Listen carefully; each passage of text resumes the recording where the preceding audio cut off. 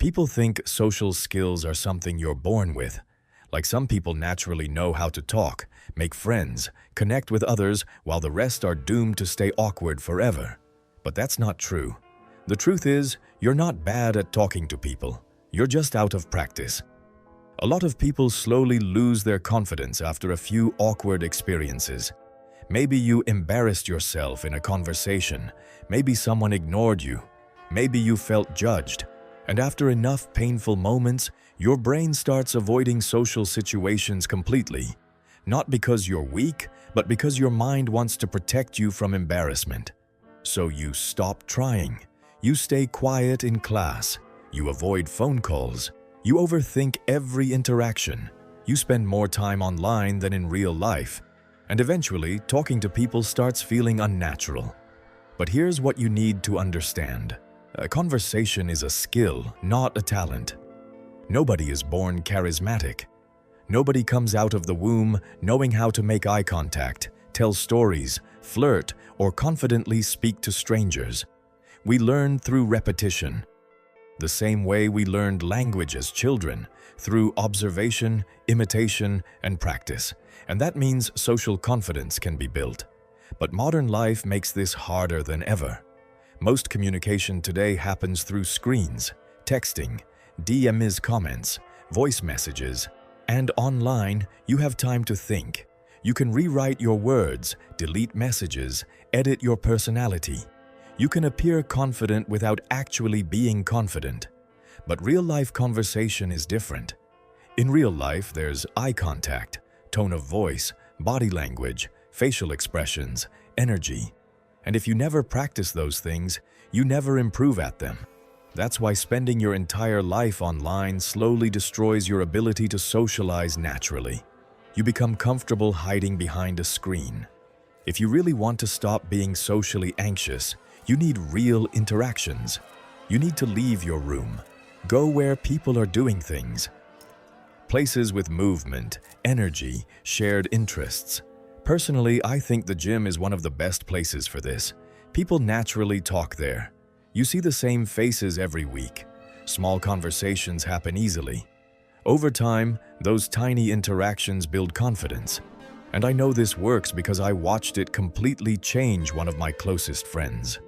When I first met him, he was extremely introverted. He avoided people whenever possible, barely spoke, never looked comfortable around others. He spent almost all his time alone. At one point, he disappeared for 4 months without talking to anyone outside his family. And when we finally met again, he could barely hold a conversation. He even started stuttering sometimes from lack of social interaction. Most people thought he was weird or boring, but I understood what was happening. Isolation was destroying his confidence. One day, he told me something I'll never forget. He said he needed permission from a university administrator to attend an extra physics class. A simple conversation, just asking, "Can I enter the room?" But the thought of speaking to that person made his heart race. His hands shook, his voice froze. He felt genuine fear. That's what isolation can do to a person.